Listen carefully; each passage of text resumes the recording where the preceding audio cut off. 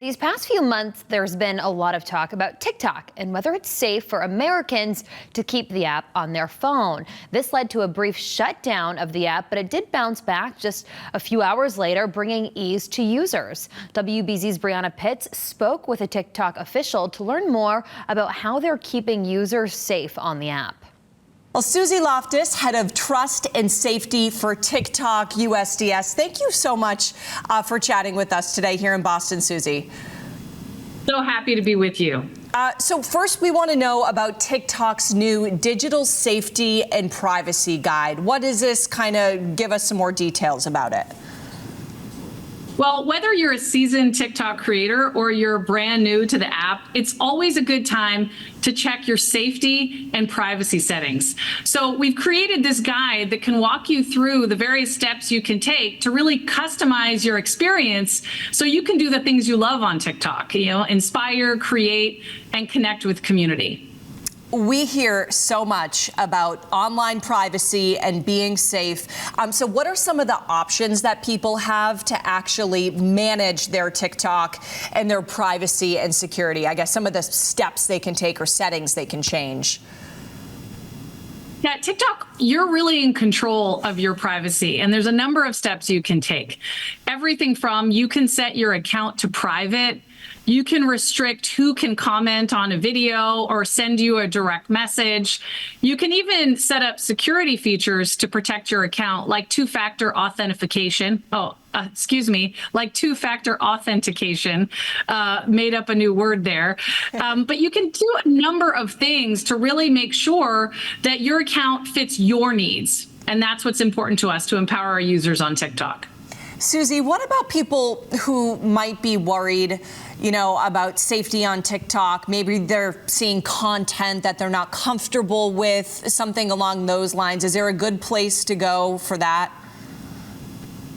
Well, our guide walks you through that we have a number of really industry-leading safety measures and security measures that ensure the over half of America who's on TikTok, who love it, 7 million businesses, are really able to control their account and their experience on TikTok. So for example, if there's content you don't like, you can restrict that type of content and not see it.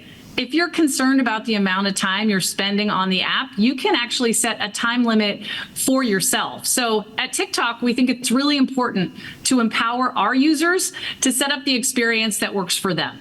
Susie, if I did not have a toddler at home to keep me busy, I would need the time limit setting, because I know I would be on it too much, but she does that for me. Yeah, she does, and she will continue to. As a mother of 3, they're much older, but they continue to fill up my time as well. Yeah, Speaking of children, we know that teens really need extra support, highly impressionable in social media. It's a real delicate balance. So are there any special features specifically that TikTok has for teens? TikTok has strong controls for teens. For example, if you're under 18, your account is defaulted into a 60-minute screen time limit. And for our younger teens, if you're 13 to 15, your account is private by default and you can't send or receive direct messages. These safeguards were put in place because we recognize that teens are in a different place developmentally, and so we put those safeguards in place for teens using our app. And Susie, it's nice that those are automatically in place when you're under a certain age.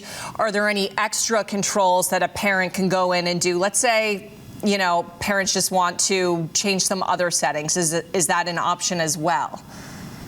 That's exactly right. So as I said, I have 2 teenagers who are on the app, and I family pair their accounts with mine. And what that allows me to do is set different screen time limits. As you point out, we have default settings, but parents can customize what's right for their teen. Same thing about content restrictions. As a parent, if you know that there's an area or subject matter that you don't want your teen to see, you can add that into your family pairing and really open up a conversation with your teen about what your concerns are. What we've learned from research is that teens actually do want support in setting up their accounts, and they want their parents to be interested in their online experience. And it's really about enabling a conversation and working with your teen to build a safe experience for them on TikTok. And we give you that option through family pairing. So true. And, you know, in today's day and age, social media, it's here to stay. It's about us learning to use it the safe way and the appropriate way and to make it work for all of us. So, Susie Loftus, thank you so much for chatting with us and sharing those tips. For more information, you can search in the app, check my settings, or go to tiktok.com/safety. Thank you, Susie.